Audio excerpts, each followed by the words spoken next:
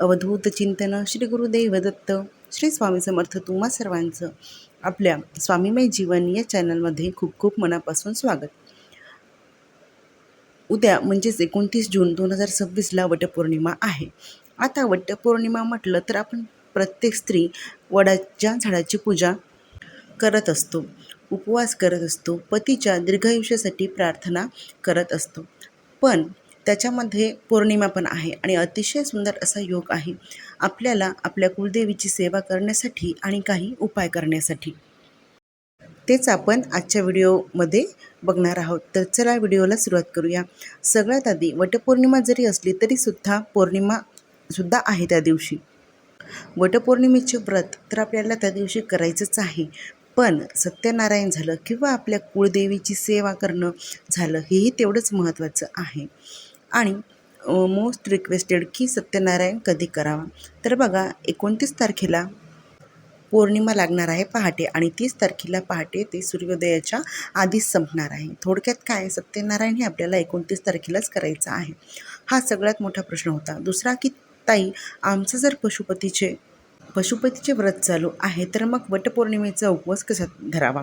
बघा आता उपवास वटपौर्णिमेचा हा प्रत्येक गावामध्ये, प्रत्येक शहरामध्ये किंवा वेगवेगळ्या ठिकाणी त्या प्रथेनुसार उपवास केला जातो. आता काही ठिकाणी असं असतं की वडाची पूजा होईपर्यंत काहीही खाल्लं जात नाही आणि मग नंतर जेवण केलं जातं.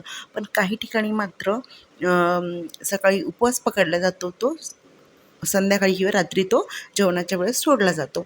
तर आता तुम्ही पाहायचं आहे तुमचं जसं पद्धत असेल आणि समजा आता सकाळी तुम्ही उपवास पकडला आणि तो रात्री तुम्हाला सोडायचा आहे. जर तुम्ही अशा प्रकारे उपवास पकडला तर त्यामध्येच वटसावित्रीचा सुद्धा तुमचा उपवास येऊन जातो. आता पौर्णिमा आहे तर पौर्णिमा म्हटलं की आपल्या कुळदेवीची सेवा ही आलीच.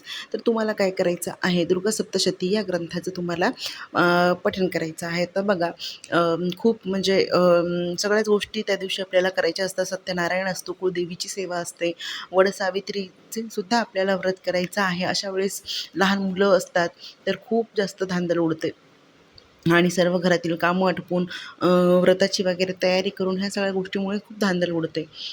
आता ज्यांच्या घरी लहान मुलं आहेत त्यांना हे सर्व मॅनेज करणं शक्य नाही आहे, तर त्यांनी आपल्या केंद्रामध्ये जाऊनसुद्धा त्या त्या दिवशी केंद्रामध्ये सुद्धा दुर्गा सप्तशती पाठाचं पारायण होतं, तिथे जाऊनसुद्धा तुम्ही करू शकता. दुर्गा सप्तशतीचे पाठ करणे ज्यांना शक्य नाही आहे तर त्यांनी 11 वेळा सिद्धकुंजिका स्तोत्राचे पठण करा. आता या दिवशी तुम्हाला माता लक्ष्मीचा अभिषेक करायचा आहे.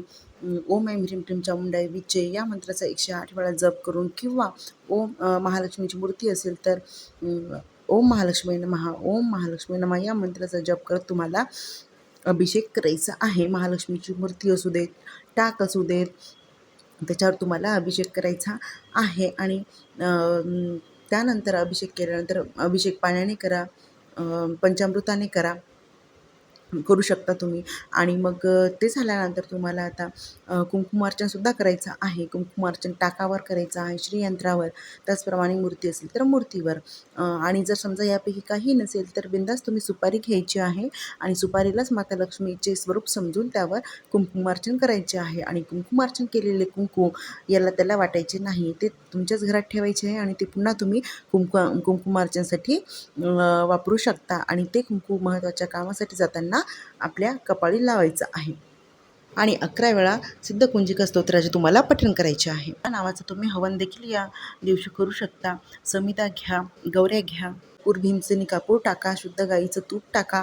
सुरुवातीला गणपती बाप्पांचं आवाहन करायचं. ओम गणपते नमः स्वाहा, ओम गणपते नमः स्वाहा असं 11 वेळा म्हणायचं. आणि नंतर तुमचा जो कुळदेवीचा मंत्र आहे जर तुम्हाला माहीत असेल तर तो म्हणायचा किंवा ओम ऐं ह्रीं क्लीं चामुंडाय विचे स्वाहा, ओम ऐं ह्रीं क्लीं चामुंडाय विचे स्वाहा ह्या मंत्राचा जप करत तुम्हाला हवन करायचं आहे. त्यानंतर तांदूळ, साखर आणि गव्याच्या लोंब्या असतात तर त्याचा तुम्हाला या 3 गोष्टींचा तुम्हाला स्वाहाकार करायचा आहे.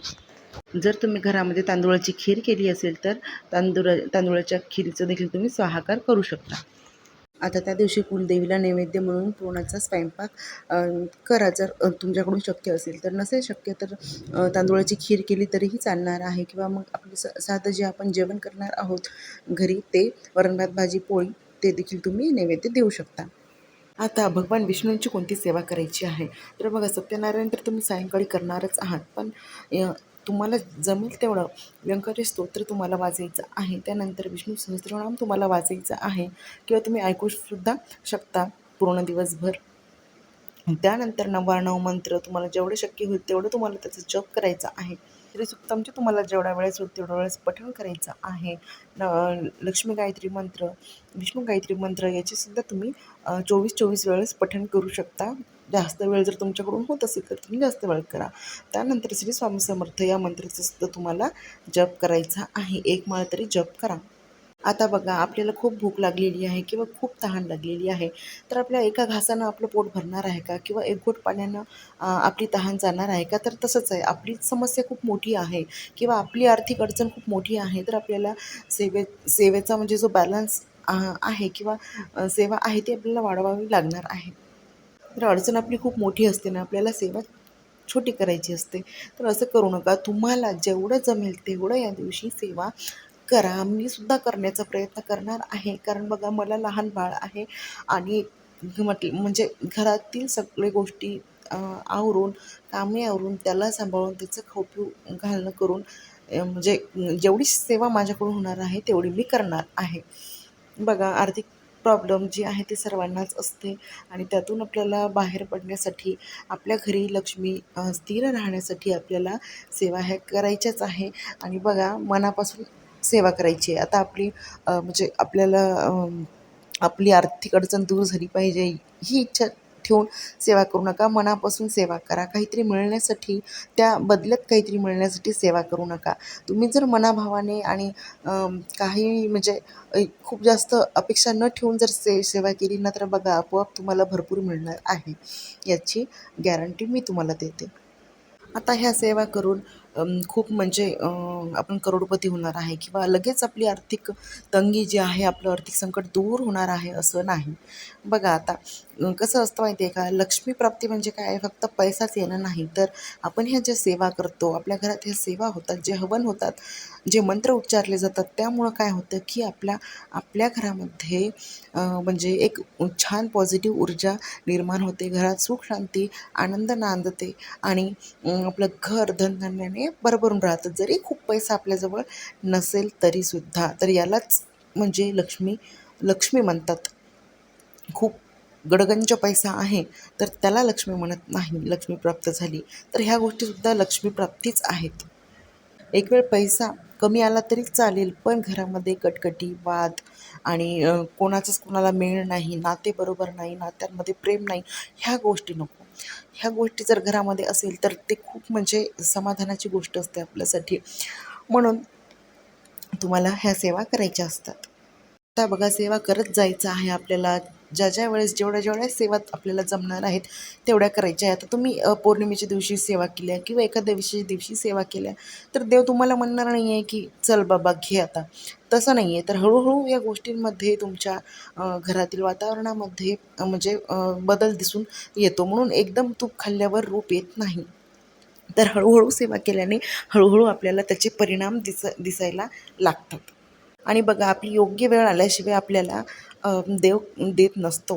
कारण आपण जो प्रारब्धाचा साठा आपल्याजवळ असतो, जे म्हणजे आपले कर्म असतात, ते कर्माचं म्हणजे हे झाल्याशिवाय आपल्याला त्या गोष्टी, चांगल्या गोष्टी मिळत नसतात. म्हणजे ते मायनस झाल्याशिवाय, आपण जे कर्म केलेले आहेत ते मायनस झाल्याशिवाय आपल्याला ह्या चांगल्या गोष्टी मिळत नसतात. म्हणून आणि हे जे आहे आपण ज्या सेवा वगैरे करतो ते आपल्याला पुढचं पुण्य आपल्याला मिळवून देत असतं. म्हणून तुम्हाला ह्या सेवा करायच्या असतात. बघा तुम्हाला जर पटत असेल तर नक्कीच तुम्ही सेवा करा आणि खूप स्वामी भक्त हे सेवा करतसुद्धा असतील आणि त्यांना त्याचा हळूहळू अनुभवसुद्धा आलेला असेल. तर मला देखील एका सेवेचा अनुभव आलेला आहे. तर मी तुमच्यासोबत एखाद्या व्हिडिओमध्ये नक्कीच शेअर करणार आहे. आता आजचा व्हिडिओ इथेच थांबवते. व्हिडिओ आवडला असेल तर लाईक करा. चॅनलवरती जर नवीन असेल तर चॅनलला सबस्क्राईब करा. भेटूया पुन्हा अशाच नवीन आध्यात्मिक व्हिडिओमध्ये. धन्यवाद. श्री स्वामी समर्थ.